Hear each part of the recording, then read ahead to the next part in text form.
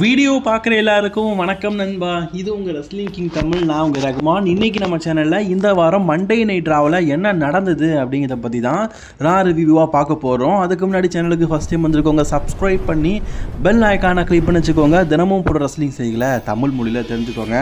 Show ஆரம்பிச்ச உடனே best இந்த வேர்ல்ட் சிஎம் பங்க் தான் வராரு. சிஎம் பங்க் காலைல வந்து என்ன பேசினார் அப்படிங்கிறத பேசிது தமிழ் எபிசோடில் நம்ம காலையில் ரெஸ்லிங் கிங் தமிழில் போட்டுட்டோம்.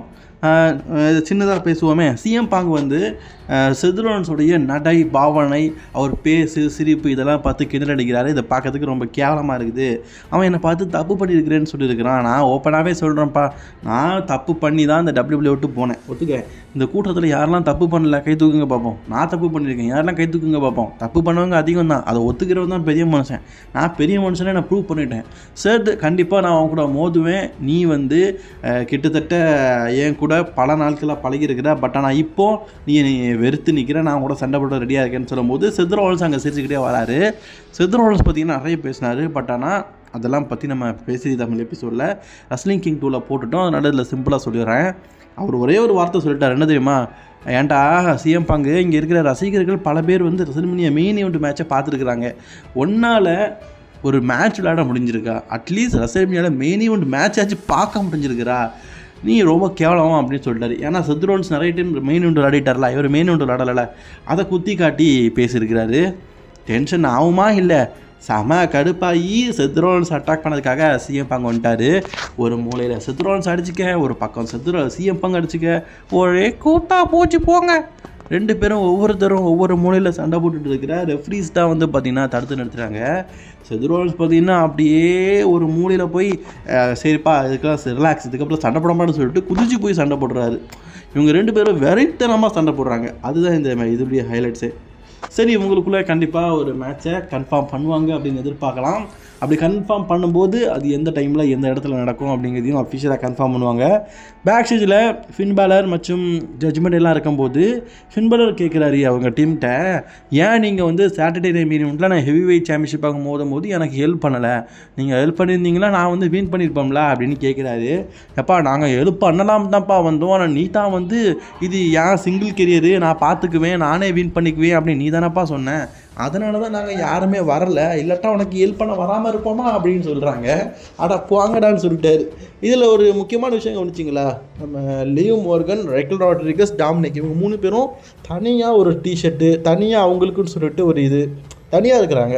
அவங்க எல்லாருமே சேர்ந்து இவங்க பேசிகிட்டு இருக்கும்போது வாங்க நம்ம பக்கத்து ரூமில் போய் தனியாக பேசலாம் அப்படின்னு சொல்லிட்டு போகிறாங்க. இவங்க அவங்களுக்குள்ளேயே பார்த்தீங்கன்னா ஒரு பிரிவினையை உண்டாக்கிட்டு இருக்கிறாங்க. அது நீங்கள் கவனிச்சிங்களான்னு தெரில. நெக்ஸ்ட்டு லுட்விக் கேசருடைய டைம். லுட்விக் கேசர் பார்த்தீங்கன்னா இன்டர் கான்டினென்டல் ஹெவி வெயிட் சாம்பியன்ஷிப்புக்காக நெக்ஸ்ட்டு பார்த்தீங்கன்னா பிரான் பிரேக்கரை எதிர்த்து மோத போகிறார். அதுக்கு முன்னாடி பேக் ஸ்டேஜில் செத்ரோன்ஸ் கோவத்தில் அடித்து பிடிச்சி ஓடிட்டு இருக்காரு. ஆடம் பேஸ் சொல்லார், உனக்கு மேட்ச்சு தானே வேணும், கன்ஃபார்ம் பண்ணுறேன்டா மேட்சை, கூடிய சீக்கிரம் அது என்னைக்கு நடக்கும் எங்கே நடக்கும் அப்படிங்கிறத கன்ஃபார்ம் பண்ணுறேன் அப்படின்னு சொல்லிட்டு போகிறாரு. அப்போ ட்ரூ ஐயா வராரு. நீ சிஎம் பங்க் விஷயத்தில் பண்ணுறது சரி தான், ட்ரூ மார்க்கிண்டரை நான் நிறைய டைம் மோதிருக்கிறேன், அவன் எப்படிப்பட்டவன் தெரியும், நீ சொல்கிறதெல்லாம் கரெக்ட் தான், நீ கொஞ்சம் கேர்ஃபுல்லாக இரு அப்படிங்கிற மாதிரி சொல்கிறாரு. அண்ட் ரோமன் ரெயின்ஸோடைய கதை முடிக்கு எனக்கு எழுப்புவாயா அப்படின்னு கேட்குறாரு. செத்ரோன் சொல்கிறாரு, நான் வந்து ஆல்ரெடி ரோமன் ரெயின்ஸோடைய கதையை முடிச்சிட்டேன். அண்ட் நீ சாமி ஜெயின், ஜே உசோ இவங்களெல்லாம் பற்றி தப்பாக பேசாத, அவங்க என் ஃப்ரெண்ட்ஸு. நான் இவங்களுடைய ஹெல்ப்பின் மூலியமாக தான் ரெஸ்ல்மேனியாவில் வந்து ரோமன் ரெயின்ஸை வீழ்த்துறேன். ஆமாம், ரெஸ்ல்மேனியாவில் வந்து ரோமன் ரெயின்ஸை வீழ்த்ததுக்கு ஹெல்ப் பண்ணது சாமி ஜெயின் மற்றும் ஜே உசோலாம் ஹெல்ப் பண்ணாங்கல்ல, அதை மறக்க முடியுமா? அவங்களாம் எனக்கு ஹெல்ப் பண்ணாங்க அப்படிங்கிறத பற்றி செத்ரோன்ஸ் பார்த்தீங்கன்னா பேசிகிட்டு இருக்காரு. அதனால் என்கிட்ட ஹெல்ப்பு கேட்காத, நான் பண்ண மாட்டேன் அப்படின்னு சொல்லிட்டு போயிட்டாரு. ஸோ ட்ரூ மார்க்கிண்டருக்கு நோஸ் கட் ஆகிட்டு எப்படியாவது இவன் மனசை கலைச்சி நமக்கு ஹெல்ப் பண்ண வைக்கலான்னு பார்த்தாரு, முடியலை. ஹில்டனை கலக்கிறாரு பொழுது, அதாவது செத்ரோன்ஸை கெட்டவன் ஆக்கிறாரு பொழுது. And next inter continental championship PRAN breaker versus Ludwig kesar. மேட்சை பொறுத்த வரைக்கும் பிரான் பிரேக்கர் ஒத்த ஸ்பியரை போட்டு ரொம்பவே க்ளீனாக பார்த்தீங்கன்னா இன்றைக்கி லுட்விக் கேசரை வீழ்த்தி தன்னுடைய இன்டர் கான்டினென்டல் சாம்பியன்ஷிப்பை ரீடைன் பண்ணிட்டாரு. அந்த ஸ்டில் இன்டர் கான்டினென்டல் சாம்பியன் பிரான் பிரேக்கர் தான் இந்த மேட்ச்சில் வெற்றி பெற்றிருக்காரு. கண்டினியூவாக பார்த்தீங்கன்னா 60 நாட்களை நோக்கி இன்டர் கான்டினென்டல் சாம்பியன்ஷிப்பை வச்சுருக்காரு. ஸோ இது அவருடைய செகண்ட் டைட்டில் டிஃபெண்டிங் நினைக்கிறேன் இன்டர்கனெக்ட் சாம்பியன்ஷிப்பை செகண்ட் டைம் வின் பண்ணதுக்கப்புறமா. நெக்ஸ்ட்டு பேக் ஸ்டேஜில் நியூ டே வந்து லாக்கர் ரூமுக்கு வரும்போது ரேமஸ் ஸ்டூடியோ ஐயா இருக்கார்ல, அவர் லாக்கர் ரூமில் கேட்டு மாதிரி நிற்கிறாரு.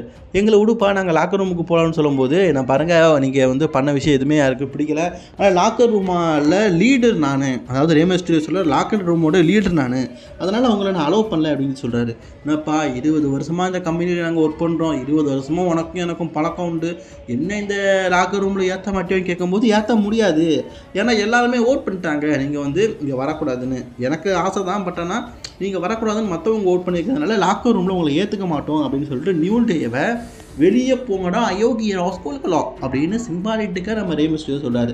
சரிப்பா இடதரட்டா என்ன, நாங்கள் ஏதாவது ஒரு மூலையில் போய் இருந்துக்கிறோம், எங்களுக்கு தேவையானதை நாங்கள் பார்த்துக்குறோம், நாங்கள் 2 பேரும் போதும் அப்படின்னு சொல்லிட்டு கோஃபி கிங்ஸ்டன் விசிறட்டும் தனி மரமாக போகிறானுங்க. அதுக்கப்புறமா பேக் ஸ்டேஜில் அஃபிஷியலி ஆடம் சொல்கிறாரு, சிஎம் பாங்குக்கும் செத்ரோன்ஸுக்குமான மேட்சை நான் அஃபிஷியலி இப்போ வந்து ராவுடைய நெட்ஃப்ளிக்ஸ் ப்ரீமியம், அதாவது முதல்ல ரா நடக்கல நெட்ஃப்ளிக்ஸில், அதில் நான் வந்து அஃபிஷியலி கன்ஃபார்ம் பண்ணுறேன். January 6, 2025 இதை நான் கன்ஃபார்ம் பண்ணுறேன் அப்படின்னு அஃபிஷியலாக கன்ஃபார்ம் பண்ணிட்டாரு. ஸோ நெக்ஸ்ட்டு உமன்ஸுக்கான triple threat intercontinental championship qualify match. அதுக்கு முன்னாடி பார்த்தீங்கன்னா இந்த மேட்ச்சில் பங்கேற்கிற ராய்க்கல் ராட்ரிக்ஸ் கூட லிவ் மார்கன் மற்றும் டாமினிக் மிஸ்டரியோ வந்திருக்கிறாங்க. ஒரு சின்ன ஸ்பீச் தான். டாமினிக் மிஸ்டரியோ வழக்கம் போல் மைக் எடுத்து பேசலான்னு பார்க்கும்போது எல்லாருமே பூப் பண்ணுறாங்க. லிவ் மார்கன் பார்த்தீங்கன்னா நான் இப்போ சக்ஸஸ்ஃபுல்லி என்னுடைய உமன்ஸ் ஹெவி வெயிட் சாம்பியன்ஷிப்பை யோ ஸ்கைக்கு அகேன்ஸ்டாக டிஃபீட் பண்ணி வின் பண்ணிட்டேன், நான் ஒரு நல்ல டிஃபெண்டிங் சாம்பியன், 200 நாட்களை கடந்து நான் ஒரு நல்ல சாம்பியனாக இருக்கிறேன் அப்படிங்கிறத பற்றி பேசிகிட்டு இருக்கிறாங்க. அப்போ அந்த இடத்துல ராய்க்கல் ராட்ரிகஸ் அந்த இடத்துக்கு வந்து நான் வந்து அஃபிஷியலி வந்து உன்னை சேலஞ்ச் பண்ணுறேன், ஆனால் இப்போ வந்து ஆடபிஎஸ் வந்து நான் வந்து பணமுறம் போதுனால இது ஒரு கண்டெண்டர் மேட்சாக கன்ஃபார்ம் பண்ணியிருக்காரு. ராவுடைய அப்கமிங் ஷோஸில் வந்து இந்த உமன்ஸ் ஹெவி வெயிட் சாம்பியன்ஷிப்புக்கான நம்பர் 1 கண்டெண்டர் மேட்ச் நடக்க போகுது. தொடர்ந்து நம்ம இன்டர்கனெக்டல் சாம்பியன்ஷிப்பான நம்பர் 1 கண்டெண்டருக்காக மோத போகிறோம். அந்த இன்டர்கனெக்டல் நம்பர் 1 கண்டெண்டர் மேட்ச்சில் நான் வின் பண்ணி ஒன்றை நான் வீழ்த்துவேன் அப்படின்னு சொல்லிட்டு ரியான் ரப்லே லீவ் மார்கனை பற்றி பேசுகிறாங்க. ஸோ அதாவது கூடிய சீக்கிரம் உமன்ஸ் ஹெவி வெயிட் சாம்பியன்ஷிப்பான நம்பர் 1 கண்டெண்டர் மேட்ச் நடக்குது, அதில் நான் அவனை வீழ்த்துவேன் அப்படிங்கிற மாதிரி சொல்லிட்டு இருக்காங்க. அண்ட் உன் கூட இருக்கிற புள்ள பூச்சியெல்லாம் பார்த்து எனக்கு பயம் இல்லை அப்படின்னு கூட பேசிட்டு போகிறாங்க. புள்ள பூச்சின்னு சொல்கிறது யாரை பார்த்தீங்கன்னா நம்ம டாமினிக் மிஸ்டரியோ தான். டாமினிக் வருது பாருங்களா, மூஞ்சுக்கு மேலே கோபம், ஆனால் என்ன பண்ண முடியும், ஒன்றும் பண்ண முடியாது. அவருடைய அம்சம் விட ரியா ரப்லேயோடைய அம்சம் பாருங்களேன், என் மாப்பெரிய கை இல்லை மாம்பெரிய கைங்கிறேன் வேறு லெவலில் ஏற்றி வச்சுருக்காங்க. அண்ட் செத்ரோன்ஸ் சொல்கிறாங்க அஃபிஷியலி வந்து ஆடபிஎஸ் வந்து உங்களுக்கு செத்ரோன்ஸுக்கு மேட்ச் கன்ஃபார்ம் பண்ணிட்டாங்க, இதை பற்றி நினைக்கிறீங்க அப்படின்னு சொல்லும்போது பின்னாடி ரூமா கிண்டர் வந்து இவரை அட்டாக் பண்ணுறதுக்காக வராரு. பட் ஆனால் அதுக்குள்ளே சாமி ஜெயின் பார்த்தீங்கன்னா அதை தடுத்து நிறுத்தி இவர் வந்து அடிச்சுட்டு இருக்காரு. செத்ரோன்ஸை கட் பண்ணதை விட்டுட்டாங்க, அவர் விட்டு போயிட்டார். இப்போது ட்ரூவும் சாமி ஜெயினும் பேக் ஸ்டேஜில் சண்டை போட்டுட்ருக்குறாங்க.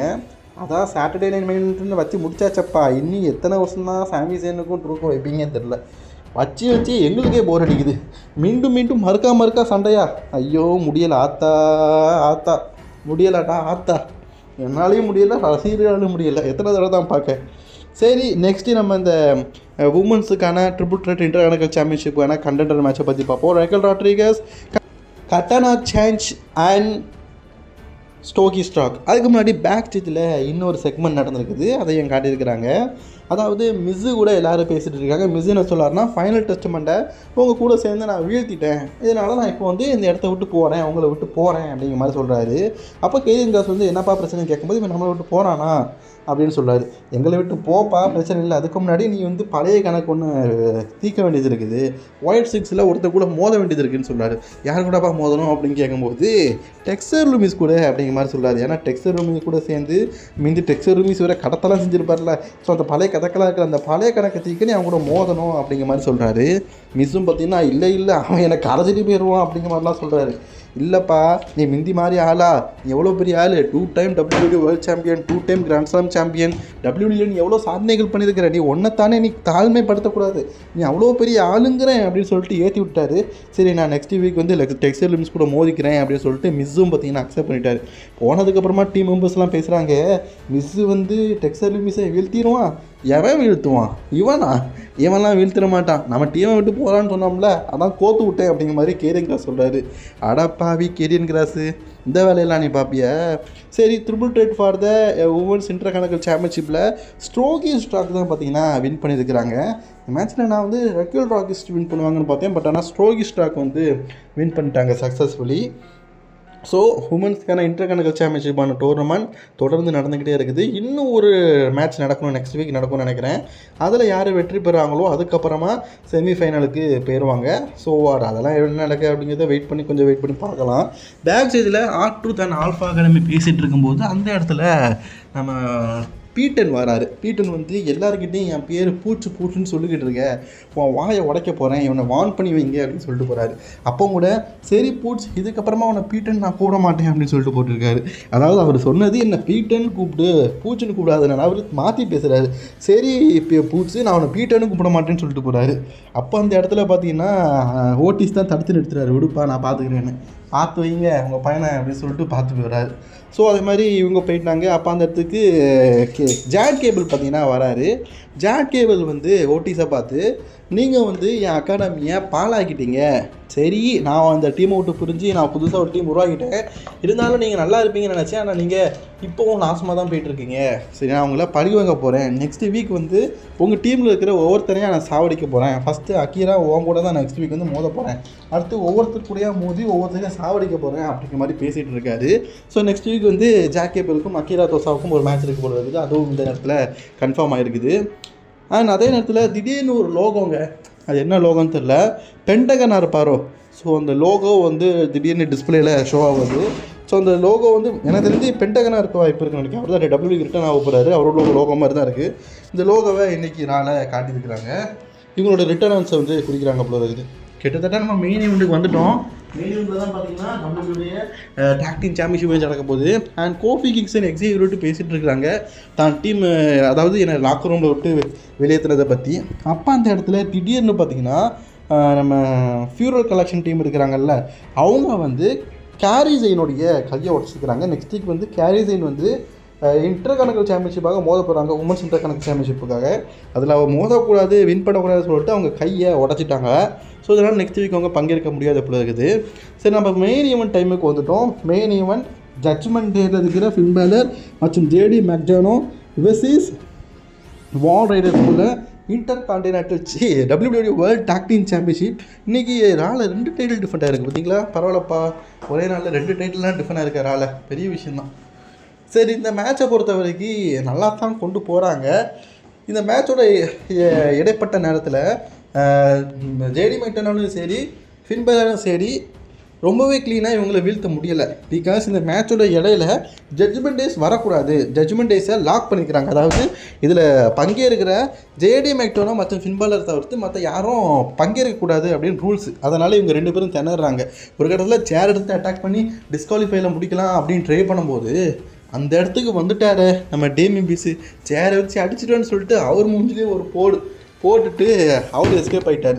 ஸோ ஃபின் பேலர் இப்போ டயர்டாக இருக்கார். அது மட்டும் இல்லாமல் கன்ஃபியூஷனில் இருக்கார், நீ ஏன்டா இந்த இடத்துக்கு வந்தேன்னு. இந்த வாய்ப்பை பயன்படுத்திக்கிட்டாரு நம்மளுடைய வால் ரைடர்ஸ் ஃபின் பேலரை பீட் பண்ணி 1, 2, 3 and the new WWE world tag team சாம்பியனாக பார்த்தீங்கன்னா இப்போதைக்கு வால் ரைடர்ஸ் ஆகிட்டாங்க. கிட்டத்தட்ட 2017 அப்புறமா இவங்க டாக் டீம் டைட்டில் வின் பண்ணுறாங்க போல இருக்குது. கிட்டத்தட்ட ஒரு 5 வருஷம் கேப்பு இவங்க டாக் டீம் சாம்பியன் ஆகி இப்போ மீண்டும் பார்த்தீங்கன்னா இவங்க கிட்ட WWE டாக் டீம் சாம்பியன்ஷிப் ஆகி டேமியன் பீஸுக்கு சந்தோஷத்தை பாருங்களேன், கைகுட்டி சிரிக்கிறாரு. ஊரார் சிரிப்பார்கள், கை கட்டி சிரிப்பார்கள், அந்த பாட்டுக்கு எய்த்து முனையா செமையாக கைகுட்டி சிரிச்சிட்டு இருக்காரு. ஸோ ஜட்ஜ்மெண்ட் டேஸ் உங்களுக்கு ஆப்போசிட்டாரு. அதாவது ஹெவி வெயிட் சாம்பியன்ஷிப்பை டேமியன் பீஸ் வின் பண்ணாமல் தடுத்தார்ல, அதனால இன்றைக்கி அவருடைய டாக் டீம் டைட்டிலையே தோக்க வச்சுட்டார் போல இருக்குது. சரி, நியூ டாக் டீம் சாம்பியன்ஸாக இன்றைக்கி வால் ரைடர்ஸாக இருக்கிறாங்க. இதோட ராவை முடிச்சிட்டாங்க. ராவை பொறுத்த வரைக்கும் குட் டீசன்ட் ஷோ. இந்த ராவ் முடிஞ்சோன்னா நெக்ஸ்ட் வீக் ராவையும் டே பண்ணுறாங்க. ஏன்னா அடுத்த வருடம் கிறிஸ்மஸ் இல்லை, அதனால் இப்போவே டே பண்ணி வைக்கிறாங்க. See you guys, அடுத்த ஒரு நல்ல வீடியோவில் உங்களை சந்திக்கிறேன்.